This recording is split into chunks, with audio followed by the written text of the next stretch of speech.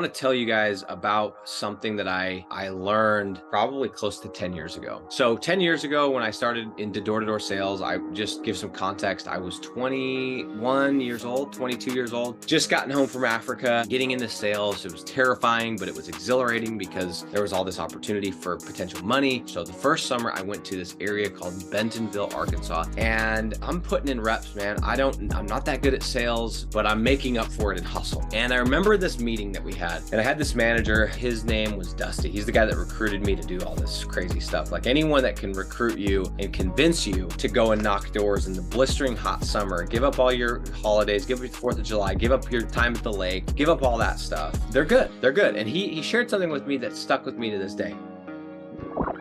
And he always had this term, and he would call it championship moves. He would say, here's what most people do. Here's what an average person does. And this is a championship move. And what that means is like these decisions, these moves stacked up over time, these micro decisions, they end up winning you championships. And you might do it today and you might not see anything from it today, but you stack enough of those micro decisions, those micro wins, those micro championship moves on top of each other, and you win championships. And in this world, you make millions and millions of dollars, and it might take you 6 months, 8 months, 12 months, 15 months for these compounding championship moves. When you start to see them and they start to snowball, oh my goodness, do they start to snowball. So he shared this concept. And so I remember that first summer, everything, I was looking for that edge, right? I was like, okay, here's what most people do, and here's what I'm gonna do. Most people, and this is the very first decision that I made, and it changed my entire summer. Most of the guys that went out that summer, they made 20 grand, 15 to 20 grand in 5 months, which was killer money for a college kid. My very first summer, I went out, made $82,000 my very first summer. And I can attribute most of that to this one decision that I made one time. And I said, that is now the standard. And that is this: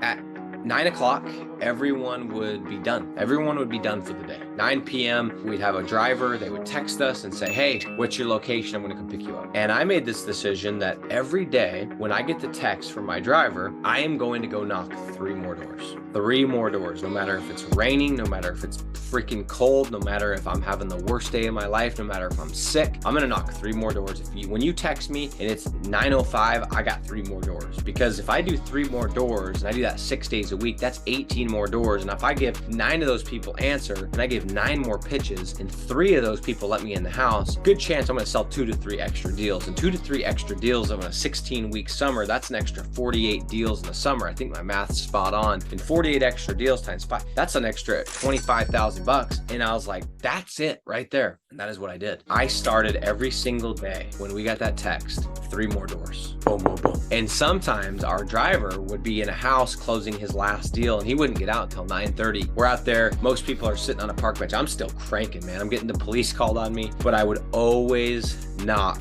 those 3 doors. And you'd be amazed after just a couple of weeks, how many houses I would get in, how many deals I would sneak. I would sneak that extra deal every Tuesday, maybe every Wednesday, maybe 2, 3. Sometimes it was every night of the week I was getting that extra deal. And some weeks I would only get 1 deal and some weeks I would get none. But doing that consistently over the course of 16 weeks was the difference between making 20 grand for most of the people that started when I did and making $82,000. And that first week, it sucked. That first week, all I could think about is, man, this is terrifying. People are going to be mad. People are going to be upset that I'm knocking on their door. People are going to yell at me. People are going to call the police. And then I realized, who freaking cares? So what happened to me this last week, I want to share this really quick as I wrap this up. I was in Disneyland. I was with Isaac, who's also in this group. He's a paid student. That's how he found me. He's also our editor. He does all of our TikToks and everything else. And he's with me this year. This is the game. We're leveling up. We're recording. We're documenting everything. We're making tons of content for YouTube and TikTok and everything else. So we went to Disneyland last week with my family, and I told him, I said, dude, I need you to come. And he'd never been to Disneyland. So it was cool. He came, brought the camera, and we got done on Wednesday night. Full day at Disneyland. First of all, we got up that morning at 6 a.m. because my wife crushes a park. Got up at 6 a.m., hit the park the whole day. It's 10 o'clock. I go back to the hotel and I told him, I said, dude, we got to go to the gym. If we don't go to the gym tonight, I'm going to miss it. Like I'm going to be off. And it was the last thing. This is post dinner. It's 10:30, Disneyland all day. I've been sleeping kind of shitty, not enough hours for the past couple weeks. And I was like, we have to go.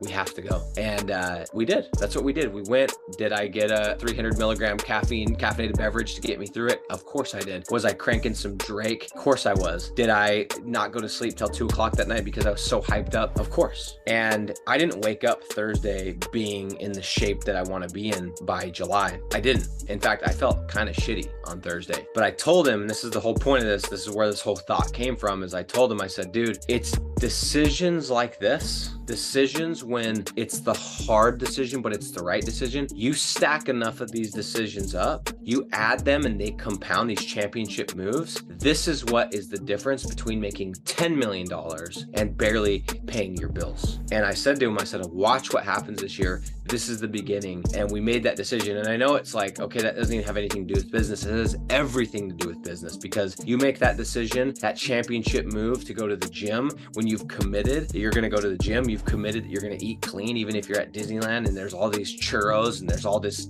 yummy food, and you stay strong. You make those championship moves today. You're not going to see results today, but you make it again tomorrow, and you make it again the next day. You make it again the next day, and the next day, the next day. Watch what happens in a month. Watch where you're at in 2 months. Watch where you're at in 3 months. And I'm talking about all areas of your life, guys. That to me, that was that moment. I'm like, I'm back, man. That is it. I'm not missing. That's a standard for me anyway. But that was one of those, I got to dig deep. And it was one of the hardest workouts of my life. And of course, it was a Wednesday, so it was legs. It was everything was wrong with that day. I had every reason to not go do it. Every reasonable, rational, normal person would not have gone to the gym at that time. It was an 18-minute drive. It cost me $50 to do a day. I mean, everything was wrong with that thing. Terrible decision on paper, terrible decision from the outside. It makes no sense. It's not logical. My wife thought I was crazy.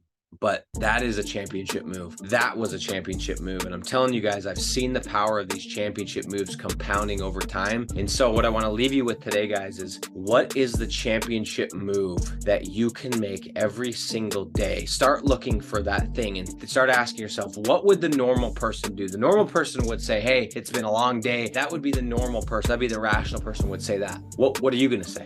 Are you going to, I committed to doing these 3 calls, to hooking 3 business owners every single day or 3 times a week. Yes, I'm tired. Yes, I'm sick. Yes, I'm sleep deprived, but I'm going to do it anyway because I said I was going to do it. What is the championship move, whether it's with your fitness, whether it's with your relationship, especially with your business? What is the championship move you can make today? And by doing that, you might not see the results today, but you stack enough of those championship moves up, guys, you can move mountains. And I've seen it in my own life. I saw myself go from return missionary, volunteer, no sales experience to the top guy in my entire little team. And it's not like that it was that impressive. There wasn't that many of us, but making way more money than I ever thought I would make by just thinking every single day, what's the championship move that I can make today? And what's the championship move that I can make tomorrow and the next day and the next day? And you guys do a championship move every single day and watch what happens.